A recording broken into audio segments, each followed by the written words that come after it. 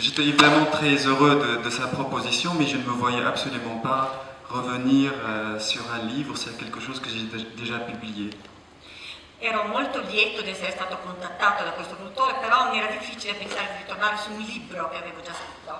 Donc au départ, j'ai plus ou moins pas vraiment refusé, mais je me dis je vais y penser, mais je n'étais pas vraiment convaincu. Il m'a fallu 2 ans pour trouver un projet cinématographique, quelque chose à dire avec l'histoire racontée dans le livre.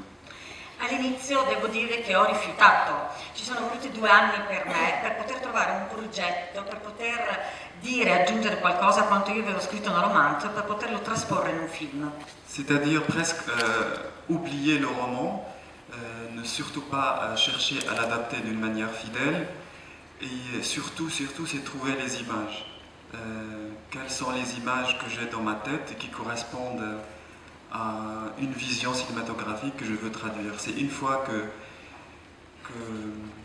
ces images, que cette façon de raconter cette histoire avec ces images-là précisément, que j'ai eu, voilà, une fois que j'avais obtenu ça, que j'ai les contacté de nouveau et que je lui dis oui. Innanzitutto per conto mio si doveva dimenticare innanzitutto il romanzo, quindi non la fedeltà a quanto era stato scritto nel libro. Volevo che il tutto potesse tradursi in immagini, avevo queste immagini in testa, però ci è voluto un po' di tempo ovviamente perché queste immagini potessero essere tradotte in realtà. Parce que même si cette histoire est d'inspiration autobiographique, il fallait faire comme si ce n'était pas le cas.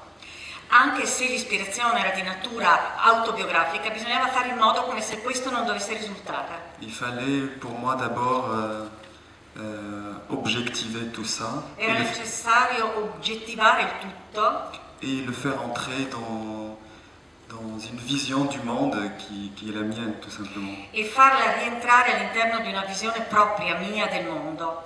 Pour les difficultés, elles sont nombreuses. Per quanto riguarda la seconda domanda, cioè le difficoltà incontrate, sono numerose. Mais peut-être la plus grande, et, en tout cas au stade de l'écriture des scénarios, contrairement à la littérature, l'écriture cinématographique, en tout cas l'écriture des scénarios, est très réfléchie. L'écriture littéraire est plus dominée par l'inconscient. L'écriture d'un scénario est quelque chose d'une extrême précision. Il più grande ostacolo è stato appunto che quando si scrive un romanzo, quindi a livello di scrittura, di letteratura, c'è qualcosa di più improvvisato, di più impulsivo. Quando invece bisogna tradurlo a livello di scenografia e di scrittura per il cinema, ci vuole molta riflessione, molta meditazione. Il film è costruito come in una sorta di 4 atti, chiusi da delle dissolvenze a nero. Allora volevo chiederti qualcosa a proposito di questa costruzione molto precisa che si avverte, questa divisione in 4 atti, di lunghezza diversa tra l'altro. Les histoires dans la vraie vie ne sont jamais linéaires. Il n'y a jamais une histoire qui se passe avec un début, une fin dans la vraie vie. C'est toujours les histoires se passent toujours d'une manière très fragmentée et très fragmentaire. Le storie di vera vita, di vita vissuta, non sono mai qualcosa di estremamente lineare, sono qualcosa di estremamente frammentario. Déjà dans mes livres, il y a toujours déjà cette structure. Il y a toujours des moments, des petits moments précis que je choisis pour une raison précise, que je choisis de donner à voir. Et j'espère toujours que le lecteur ou le spectateur, comme pour ce film, trouvera le moyen de trouver les liens entre d'une partie à l'autre, d'un fragment à l'autre, et créer à la fois l'histoire du film qu'il vient de voir et aussi mettre quelque chose de sa propre histoire. È un po' come faccio già nei miei libri, ho fatto in passato, cioè scegliere dei momenti, degli istanti, degli attimi, sperando che poi sia il lettore o lo spettatore in questo caso a trovare il mezzo per creare, oltre alla storia che viene rappresentata nei film, la propria storia, perché ci sia questo collegamento diretto. Quand on vit quelque chose, une émotion, un amour, on n'est jamais sûr que ce qu'on est en train de vivre va aller jusqu'au bout. In fin dei conti, quando si vive una forte passione, che sia un amore o qualcos'altro, non si è mai sicuri che si arriverà fino in fondo. Quand j'étais petit, j'étais homosexuel, je le suis toujours, mais je n'étais jamais sûr que j'allais pouvoir vivre cette homosexualité d'une manière assumée et libre au Maroc. Quando ero piccolo avevo tendenze omosessuali, ma non avrei mai immaginato di poter vivere questa omosessualità in modo totalmente libero. L'histoire et donc ma propre personne était tout le temps, comme d'une certaine façon, condamnée à s'arrêter dans une heure, le lendemain, dans une semaine. La mia storia stessa era condannata ad avere una fine all'indomani, fra 2 giorni, fra 3 giorni. Et c'est cette sorte de fatalité dans laquelle j'ai vécu pendant des années et des années, et qui continue de dominer beaucoup la façon avec laquelle j'ai réfléchi, qui se trouve aussi, je crois, dans cette façon de fragmenter les histoires. Elles ne peuvent pas, ce film ne peut pas seulement se passer au Maroc. Je sais que pour vous, le Maroc, pour le public occidental, peut-être le monde du Maroc est moins connu que celui de l'Occident, bien sûr, mais pour moi, je ne pouvais absolument pas arrêter l'histoire du film ou bien faire tout un film qui se passe uniquement au Maroc.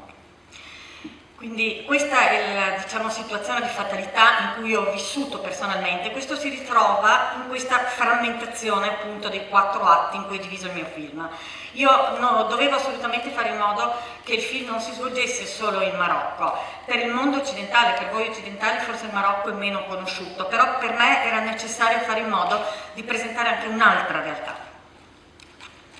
Ci sono 2 scene che poi si legano, che per me sono molto importanti, oltre a essere una delle 2 scene un grande omaggio al cinema egiziano classico, con il frammento di film in bianco e nero tratto da un film di Henry Barakat degli anni 50. Questa scena con la canzone di Abdel Halim Hafez ritorna poi nell'ultima scena quando Mohammed, il nuovo amico, compagno di stanza di Abdella, gli chiede appunto di quale canzone cantare e lui gli dice cantami quella. Quindi trovo che in 2 momenti diversi però ci sia questo legame assoluto e trovo in entrambe le scene di motivi diversi, in una perché vediamo quel vecchio frammento di film, nell'altra perché ci emoziona questo nuovo inizio di un capitolo nella vita del protagonista. Trovo che siano davvero 2 dei momenti, almeno per me, più emozionanti di tutto il film. En tout cas, merci d'avoir parlé de cinéma égyptien, parce que en tant que Marocain et arabe, je suis complètement nourri et j'ai vécu dans l'adoration et la vénération de l'Égypte et de cinéma égyptien, des films égyptiens des années 40, 50, 60 qui passaient tout le temps à la télévision marocaine, et dans les années 70 et 80 où j'étais petit enfant et adolescent, le monde, ce qu'il y avait comme culture et comme accès à l'image, aux images, il n'y avait que ces films égyptiens. Donc ma nourriture culturelle, si je peux dire, et mes références spirituelles et culturelles viennent d'abord et avant tout du cinéma égyptien. Et le cinéma égyptien est entré de lui-même dans ce film. Le mie radici, per così dire, spirituali e culturali insieme sono legate al cinema egiziano. Il cinema egiziano, in quanto io arabo, mi sono nutrito, nel vero senso della parola, del cinema degli anni 40, 50, 60 che la televisione marocchina mostrava di continuo. Poi negli anni 70 e 80 ovviamente io, prima bambino, poi adolescente, ho avuto accesso a questo mondo e a questa cultura. Mi sono nutrito proprio di queste radici. Mais en même temps que ces images-là étaient accessibles, elles étaient rares. Elles passaient 1 fois par semaine, par exemple, pour les films égyptiens. Donc ce qui fait qu'on avait toujours à attendre en plusieurs jours jusqu'à ce qu'on ait accès à d'autres images. Per quanto la televisione passasse queste immagini in questi film, era qualcosa di raro, avveniva una sola volta alla settimana, quindi c'era sempre da aspettare questo momento. Et je pense que c'est ce temps d'attente d'un film à l'autre, d'un film égyptien à l'autre, d'un chanteur égyptien à un autre, qui fait ou naît, ou en tout cas en moi est né peut-être le désir d'entrer dans ces images et de faire du cinéma. Io penso che il mio stesso desiderio di accedere al mondo della cinematografia, di fare il film, nasce proprio da questo tempo di attesa che esisteva tra un film e l'altro, tra una canzone e l'altra che la televisione ci passava. Questo ha fatto nascere in me proprio il desiderio di accedere a questo mondo meraviglioso. Parce que c'est ce temps-là d'attente où on repense, en tout cas moi je repensais à tous ces films que j'avais vus seulement une fois. Et le cinéma, je pense que vous serez tout à fait d'accord avec moi, c'est un art où il y a cette idée... on voit des films, on comprend quelque chose de ces films en même temps qu'on les voit, mais en même temps on vit avec ce film, en tout cas les films que nous avons aimés, qui nous ont marqués. C'est en repensant à ces films qu'il y a autre chose qui naît. Et je pense que c'est ce processus d'attente d'un autre film égyptien ou quelque chose de moi, de ma vie, un peu exactement comme vous l'avez vu dans le film, là, quand la famille regarde la télévision, il y a le chanteur, le très grand chanteur égyptien Abdelhalim Hafez. Juste après, on éteignait les lumières et il fallait dormir au milieu des autres. Et quelque chose, un autre système commençait, voilà, repenser à ces images, faire un lien entre ces images, d'une image à l'autre, qu'est-ce qui s'est passé. Et je pense que c'est ça le cinéma, qu'est-ce qui s'est passé d'un film à l'autre e di una scena all'altra, je pense. E proprio in questo, diciamo, c'è il significato stesso del fare cinema, del fare film, perché proprio questo tempo di attesa tra un film e l'altro, come tra una canzone e l'altra, che ci fa riflettere sul film. Il cinema, lei sarà d'accordo con me, è una forma d'arte, lo sappiamo, si vedono i film, li si godono al momento, si vive con i film, ma anche si ripensano i film, si medita, come nel film che avete visto ora, dove c'è una canzone di un famoso cantante arabo egiziano, la famiglia l'ascolta e poi pian piano si elabora. È proprio questo tempo d'attesa che ci permette di riflettere sui film che noi visioniamo. La seule différence c'est que les films égyptiens sont très très bavards. La sola differenza è che i film egiziani sono molto, per così dire, chiacchieroni. Mais je pense que c'est ce temps dans lequel je repensais à ces films égyptiens, où s'est installé une forme de silence qui entrait dans mon film. Ma penso che quello che io ho fatto entrare nel mio film è anche proprio questo tempo d'attesa, nonostante il carattere, diciamo, di chiacchiericcio dei film egiziani, questo tempo invece è dedicato al silenzio. Alors, même si le sujet du film peut paraître, enfin, est scandaleux au Maroc par rapport à la question de l'homosexualité qui reste c'est un crime toujours au Maroc, mais comme il était absolument nécessaire pour moi de tourner ce film au Maroc, on a présenté le scénario du film tel quel aux autorités marocaines.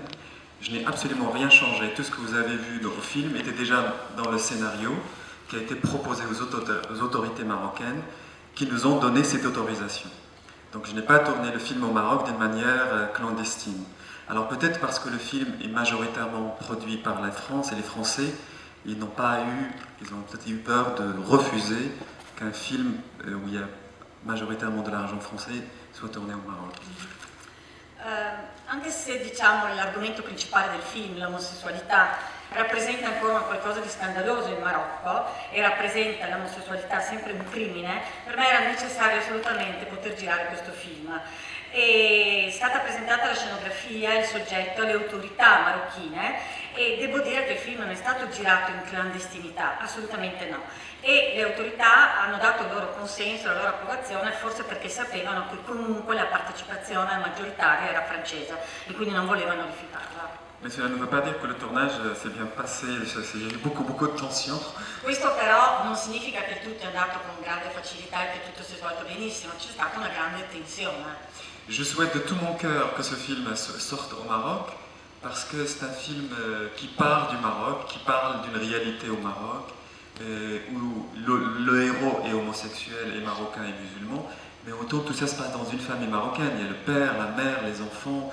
Il y a une façon dans laquelle le film donne en tout cas à voir comment les individus marocains s'enferment les uns les autres, s'étouffent les uns les autres, et en même temps comment ils biaisent avec le système pour pouvoir s'en sortir. Donc moi je souhaite de tout mon cœur que ce film sorte au Maroc.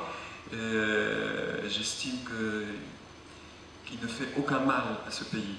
Peut-être que pour eux ça sera le cas, mais pour moi je vais déposer une demande officielle pour qu'il sorte au Maroc. Ça me paraît dans l'ordre naturel des choses.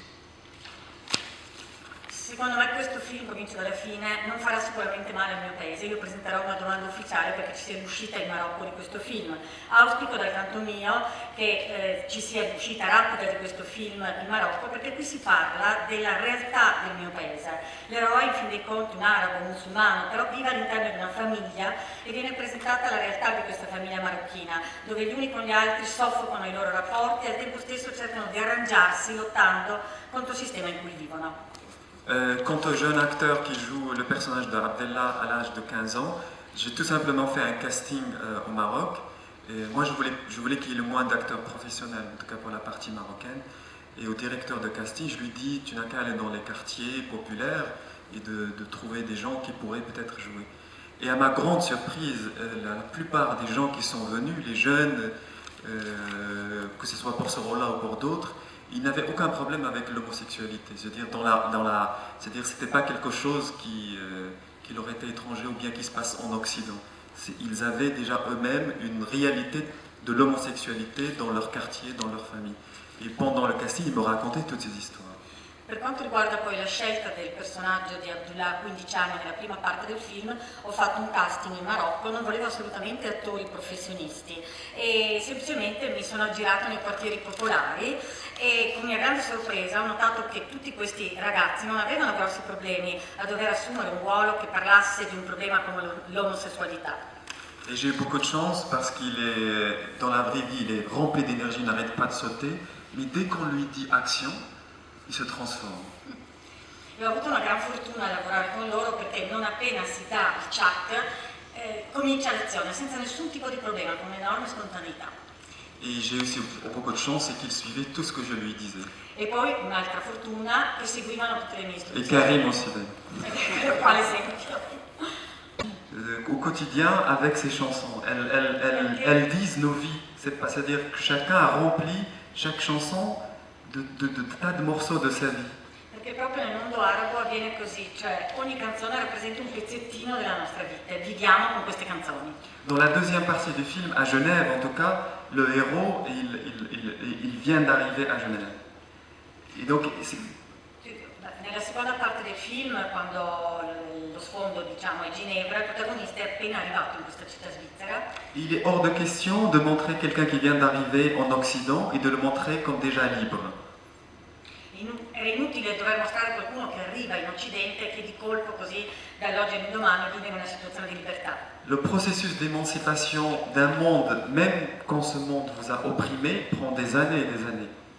E difatti il processo più lungo è il processo di emancipazione, di liberazione dal mondo in cui avete vissuto per entrare in un nuovo mondo. Et dans le cas de ce héros, lui-même d'ailleurs à Genève, reproduit les mêmes types de répression qu'il a subi au Maroc, il le reproduit à Genève, à travers avec le professeur suisse.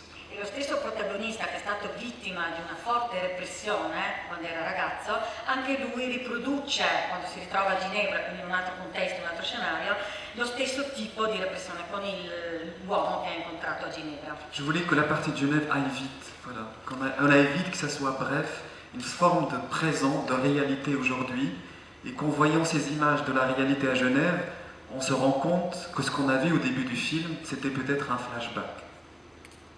Peut-être, hein, je ne veux pas imposer cette vision. E quindi non volevo imporre nessuna visione, ma volevo che le scene finali, diciamo quelle di Ginevra, avvenissero con una certa dinamicità. Volevo dimostrare questa realtà per collegare la realtà finale del film con le condizioni precedenti e quindi volevo che tutto si svolgesse con un'estrema rapidità. Et parce que dans ma vie propre, le fait d'avoir trouvé l'armée du salut a été peut-être l'un des moments les plus beaux et les plus poétiques de ma vie en Occident. Je voulais qu'il y ait quelque chose de beau qui se passe dans ce lieu, l'armée du salut, qui est vraiment le lieu où j'ai atterri il y a 14 ans. Et je voulais donner à ce lieu une forme d'offrande, quoi. Mais qu'est-ce que je peux offrir d'autre de mieux qu'une chanson égyptienne? E quindi io volevo rendere omaggio a questo luogo particolare per me, in cui io sono arrivato 14 anni fa all'esercito della salvezza, volevo quasi dare un'aurea poetica, perché nella mia vita è stato un momento molto importante. Évidemment, la réalité est toujours moins noir ou blanc. Hein. Dès qu'on commence à penser la question de la représentation de n'importe quel sujet, on ne peut pas, en tout cas pour moi, on ne peut jamais trancher d'une manière définitive.